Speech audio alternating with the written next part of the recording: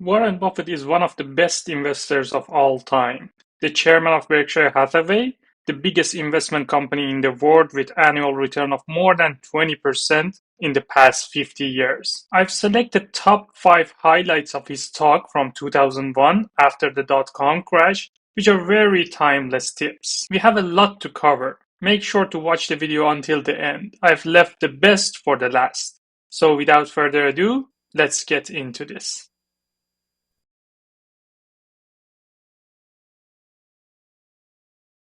People always say, well, who should I go to work for when I get out? And I've got a very simple answer. The real thing to do is to get going in for some institution or individual that you admire. I mean, it's crazy to take in-between jobs just because they look good on your resume or because you get a little higher starting pay. I was up at Harvard a while back, and a very nice young guy picked me up at the airport, Harvard Business School attendee, and he said, look, he said, I went to undergrad here, and then I worked for X and Y and Z, and now I've come here. And he said, I thought it would really round up my resume perfectly if I went to work now for a big management consulting firm. And I said, well, is that what you want to do? And he said, no, but he said, that's the perfect resume. And I said, well, when are you going to start doing what you like? And he said, well, I'll get to that someday. And I said, well, I said, your plan sounds to me a lot like saving up sex for your old age. It just doesn't make a lot of sense. That's lesson number 1. Work with someone you admire on things you like and are excited about. Things that make you jump out of bed every morning. Don't waste your time for a good resume or a little bit higher pay. Life is short. Prioritize personal satisfaction in your career choices instead of solely focusing on appearances or short-term gains.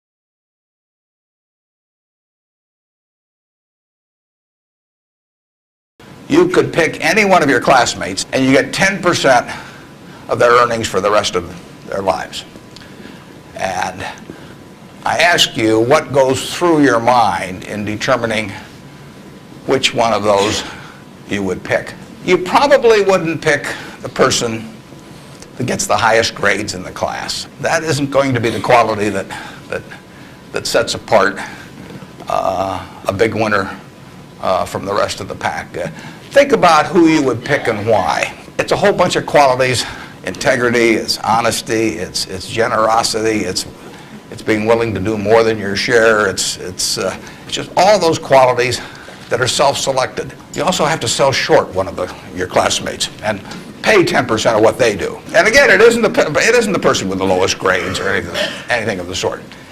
It's the person who just doesn't shape up in the character department. I mean, we look for 3 things when we hire people. We look for intelligence, we look for initiative or energy, and we look for integrity.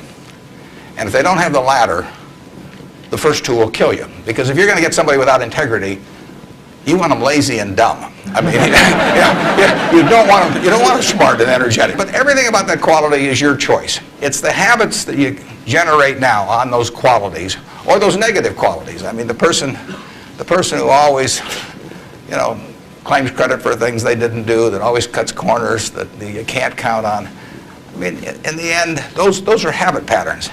And the time to form the right habits is when you're your age. Someone once said the chains of habit are too light to be felt until they're too heavy to be broken. And I see that all the time. I see people with habit patterns that are self-destructive when they're 50 or 60, and they really can't change them. They're imprisoned by that.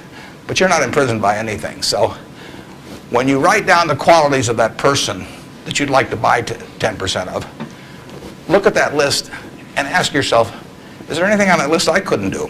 And the answer is there won't be. And when you look at the person you sell short and you look at those qualities that you don't like, if you see any of those in yourself, you can get rid of that. I mean, that is not ordained. And if you follow that, at the end you'll be the person you want to buy 10% of. I mean, that's the goal in the end. And it's something that's achievable by everybody in this room. It's not intelligence or higher grades that sets apart winners from the rest. It's qualities like integrity, honesty, generosity, and a willingness to go an extra mile. It's very important to develop good habits and avoid self-destructive patterns. And the time to form these are when you are younger, as the chains of habit become too heavy to break later in life. You should create a list of qualities you admire in others and try to form them in yourself. And more importantly, identify negative qualities you dislike and work to eliminate them from your own behavior.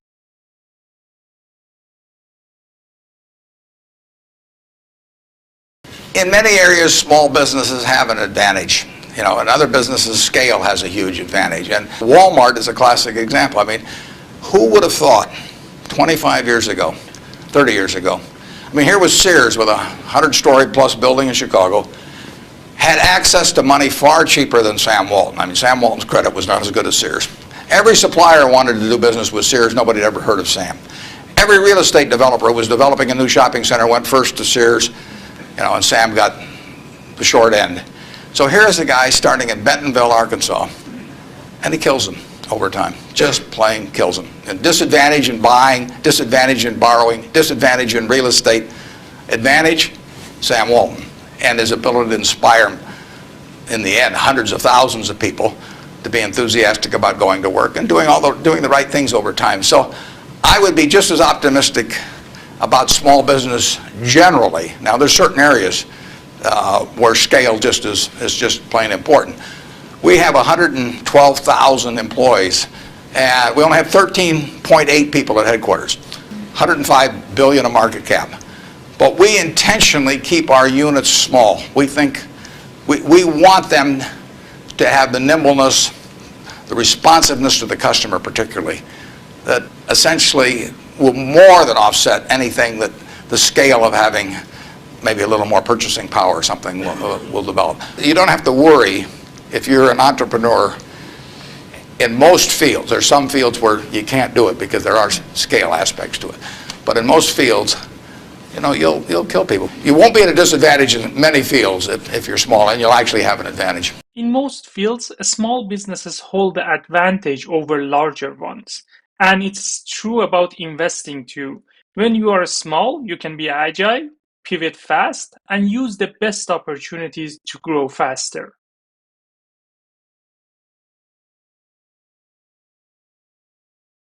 I have an old-fashioned belief that I should expect to make money in things that I understand. And when I say understand, I don't mean understand, what the product does or anything like that.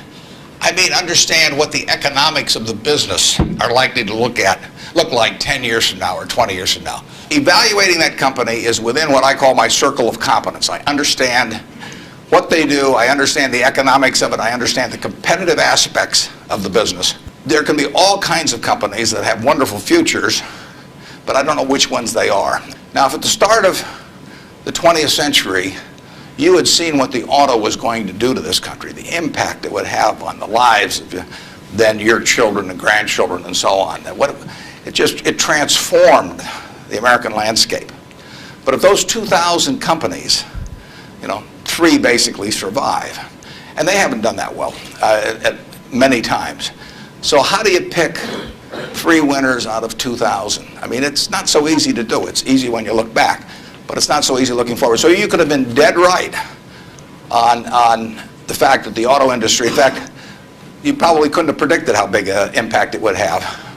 But you wouldn't have, if you'd bought companies across the board, you wouldn't have made any money because the economic characteristics of that business were not easy to define. I've always said the easier thing to do is figure out who loses. And what you really should have done in 1905 or so, when you saw what was going to happen with the auto, is you should have gone short horses. So it's easy to figure out the losers. The loser is the horse. So figuring out the economic characteristics of the winners in a wonderful business is not easy. If you could have seen the future of the airline business from that point forward and how that would transform things, it would have blown you away. And it's excited people, incidentally, ever since. But if there had been a capitalist at Kitty Hawk, he should have shot Orville down. I mean, because it's done nothing but cost investors money. There were over 400 airplane companies in the 1920s and 30s alone, and they all disappeared. It's been a terrible business. At the end of 1991, if you'd added up the aggregate earnings from all airline companies with billions poured in, they came to less than zero. The number of passengers went up every year. The importance of the industry was dramatically increased decade by decade, and nobody made any money. So understanding the economic characteristics of a business is different than predicting the fact that an industry is going to do wonderfully. And so when I look at the internet businesses, or I look at tech businesses, I say this is a marvelous thing, and I love to play around on the computer, and I order my books from Amazon and all kinds of things, but I don't know who's going to win. Unless I know who's going to win, I'm not interested in investing. I'll just play around on the computer. And defining your circle of competence is the most important aspect of investing. It's not how large your circle is. You don't have to be an expert on everything. But knowing where the perimeter of that circle of what you know and what you don't know is, and staying inside of it, is all important. Tom Watson Sr., who started IBM, said in his book, he said, "I'm no genius," he said, "but I'm smart in spots, and I stay around those spots." And that is the key. So if I understand a few things, and I stick in that arena, I'll do okay. And if I don't understand something, but I get all excited about it because my neighbors are talking about it, the stocks are going up and everything, I start fooling around someplace else, eventually I'll get creamed, and I should. There have been so many industries that have done marvelous things for humankind. Automobiles, airlines, TV, radio, and when Warren was doing this talk, it was internet. A couple of years ago, it was blockchain, and now it's AI. There's always some hot topic that people are excited about and start investing in. But that's a mistake. You should understand your circle of competence and stay with businesses in your circle. The size of your circle does not matter. It's all about understanding its boundary and staying far away from it. It's going to be hard to detect winners from losers outside of its boundaries.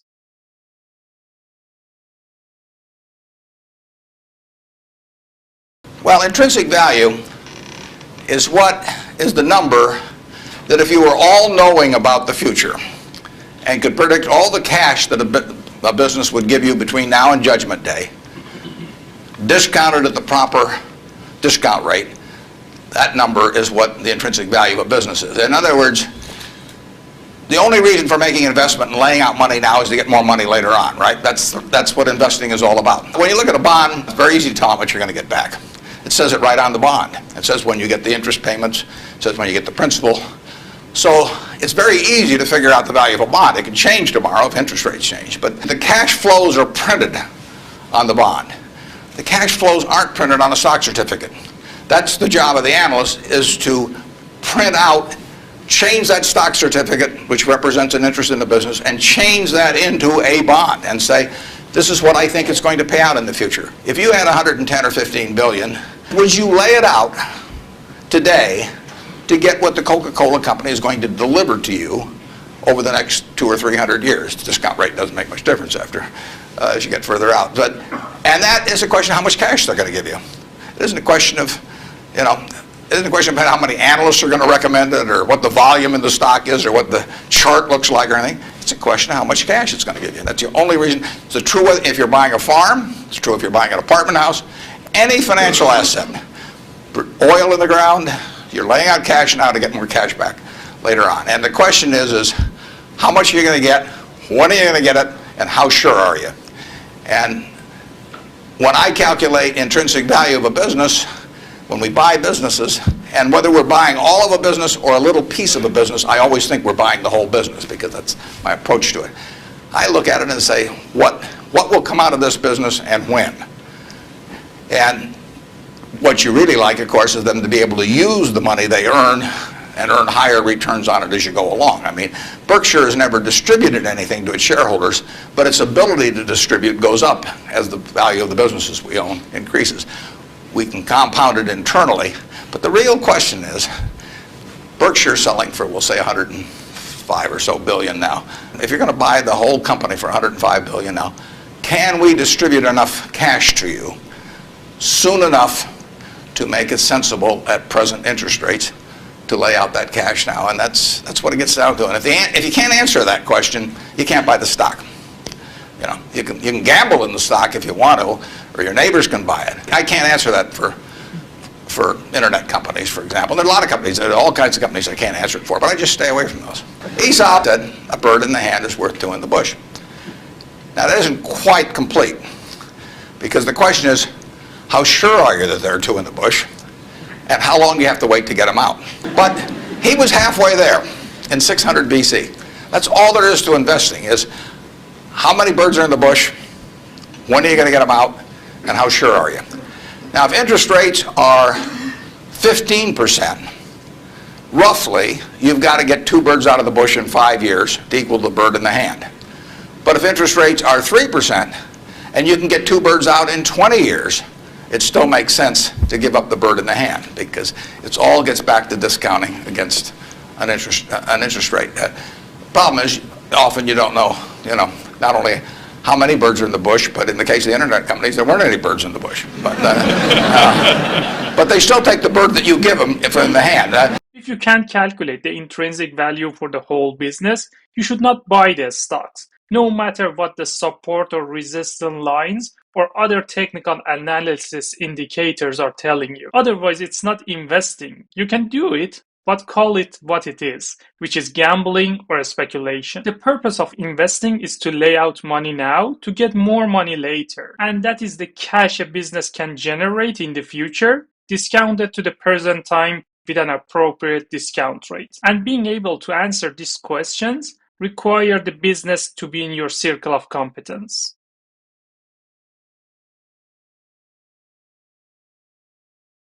GDP per capita in the 20th century in the United States went up 610%. It went up every single decade, including the decade of the 30s.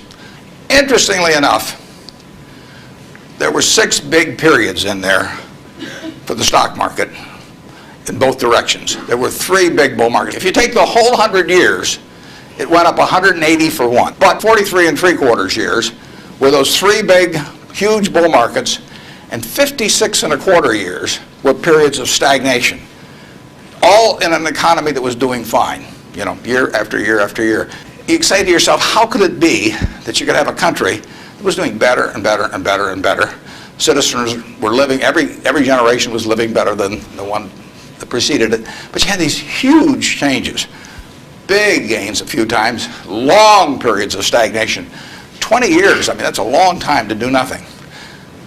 The answer is that investors behave in very human ways, which is they get very excited during bull markets and they look in the rearview mirror and they say, I made money last year, I'm going to make more money this year, so this time I'll borrow, or I wasn't in last year when that neighbor who was dumber than I made a lot of money, so I'm going to go in this year. So they're always looking in the rearview mirror.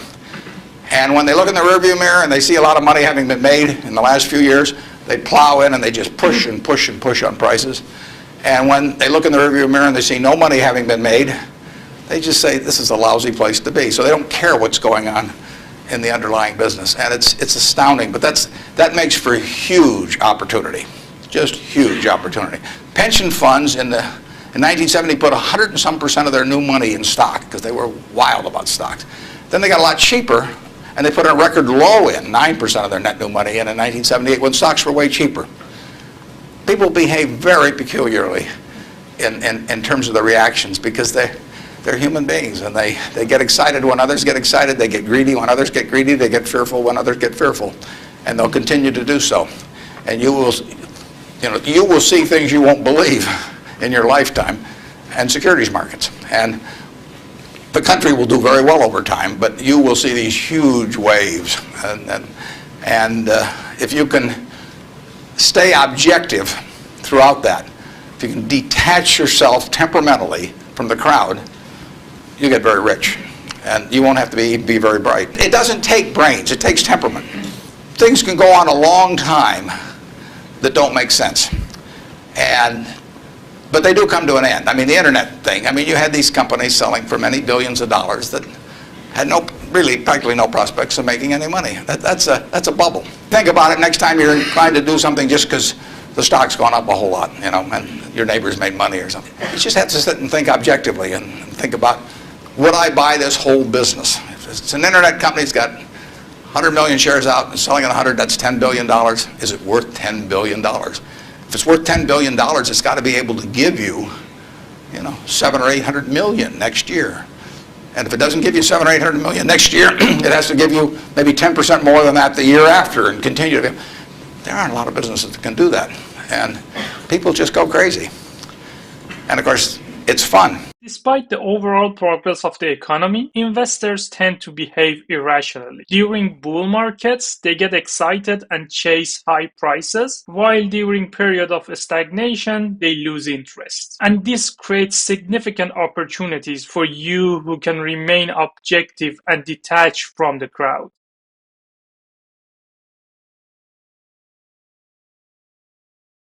The self situation has changed over the years, because when I started out, I had way more ideas than money. I mean, I would go through Moody's manual. I went through it page by page, and then I went through it again page by page. And I found stocks in there that I could understand that were selling at like 2 times earnings, even 1 times earnings. Well, when you only have $10,000, that can get a little frustrating. And if you don't like to borrow money, which I never like to borrow money, so I was always coming up with more ideas than I had money. So I had to sell whatever I liked least to buy something new that just was compelling to me. And for a long time I was in that mode. And now our problem is we have more money than ideas. So in terms of our wholly owned businesses, we're not going to sell no matter how much anybody offers us for. Break off relationships with people I like and people that have joined me because they think it's a permanent home. To do that simply because somebody waves a big check at me would be like selling one of my children because somebody waved a big check. So I won't do that. And I want to tell my partners I won't do it so that they're not disappointed in me. More and more, with certain stocks, we've got that approach. Now, if we were chronically short of funds and had all kinds of opportunities coming, we might have a somewhat different approach. But our inclination is not to sell things unless we get really discouraged perhaps with the management, or we think the economic characteristics of the business change in a big way. I mean, and that happens. So, but we're not going to sell simply because it looks too high, in all likelihood. I mean, you can't make that 100%, but that's the principle under which we're operating. There may come a time when that would change. And I have partners, shareholders, partners, who would say, if you can get 3 times what See's Candy's worth, why don't you sell it? And that's why I want to be sure before they come in, they know how I think on that. I mean, they're entitled to know that. Think for a minute, if you're going to get married,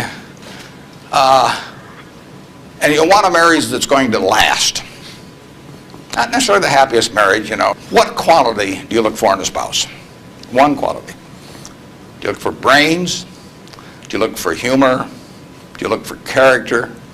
Do you look for beauty? No. You look for low expectations. I mean, that is the marriage that's going to last.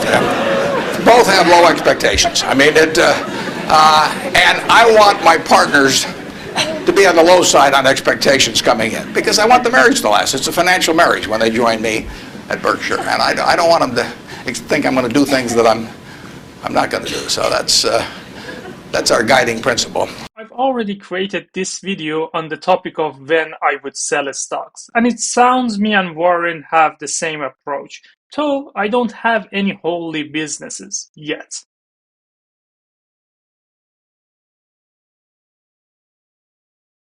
Well, I've made a lot of mistakes. Buying Berkshire Hathaway itself was a mistake, because Berkshire was a lousy textile business, and I bought it very cheap.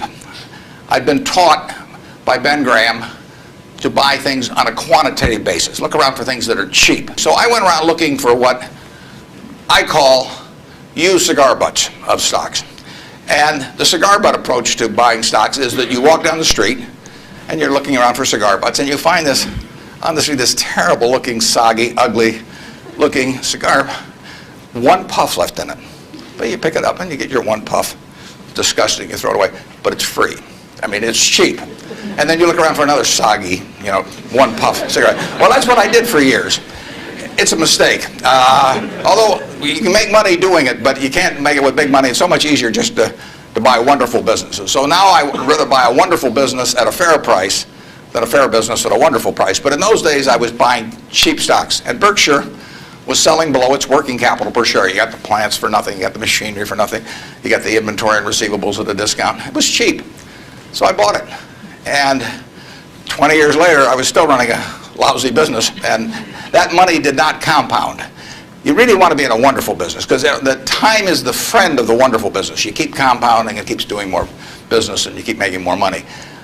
Time is the enemy of the lousy business. I could have sold Berkshire, perhaps liquidated it, and made a quick little profit, one puff. But staying with those kind of businesses is a big mistake. What I did with Berkshire is I kept buying better businesses. I would have been way better doing that with a brand new little entity that I'd set up rather than using Berkshire as the platform. We got lucky in terms of how we eventually came out on it, but it was a dumb decision. All mine. Biggest mistakes I've made by far are mistakes of omission and not commission. I mean, it's the things I knew enough to do, they were within my circle of competence, and I was sucking my thumb. And that is really, those are the ones that hurt. They don't show up anyplace. I probably cost Berkshire at least $5 billion, for example, by sucking my thumb 20 years ago or close to it when Fannie Mae was having some troubles, and we could have bought the whole company for practically nothing. And I don't worry about that if it's Microsoft because I don't know it. Microsoft isn't in my circle of competence. And so I don't have any reason to think I'm entitled to make money out of Microsoft. But I did know enough to understand Fannie Mae, and I blew it. And that never shows up under conventional accounting. But I know the cost of it. I passed it up. And those are the big mistakes. And I've had plenty of them. Unless I tell you about them in the annual report, and I resist the temptation sometimes, you're not going to know it because it doesn't show up under conventional accounting. But omission is way bigger than commission. There's big opportunities in life have to be seized. We don't do very many things, but when we get the chance to do something that's right and big, we've got to do it. And even to do it in a small scale is just as big a mistake almost as not doing it at all. I mean, you've really got to grab them when they come. Because you're not going to get 500 great opportunities. You would be better off if when you got out of school here, you got a punch card with 20 punches on it. And every financial decision you made, you used up a punch.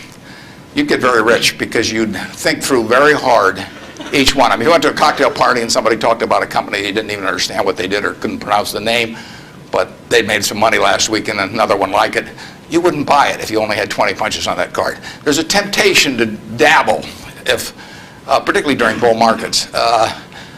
In stocks, it's so easy. It's easier now than ever because you can do it online. Just you click it in and maybe it goes up a point and you get excited about that and you buy another one the next day and so on. You can't make any money over time doing that. But if you had a punch card with only 20 punches, you weren't going to get another one in the rest of your life. You would think a long time before every investment decision, and you would make good ones and you'd make big ones. And you probably wouldn't even use all 20 punches in your lifetime, but you wouldn't need to. Time is the friend of a wonderful business and enemy of a mediocre one. Buy wonderful businesses at a fair price and stick with them. Imagine you have a limited number of financial decisions in your lifetime. Think really hard about each investment and go big when you find the right one. I hope you enjoyed this video. If you did, please make sure to tap the like button and subscribe to the channel if you have not already done so. It will be a huge help to us. Next, watch this other video where I explain the last topic with an example. Have a great rest of the day and see you on the next one.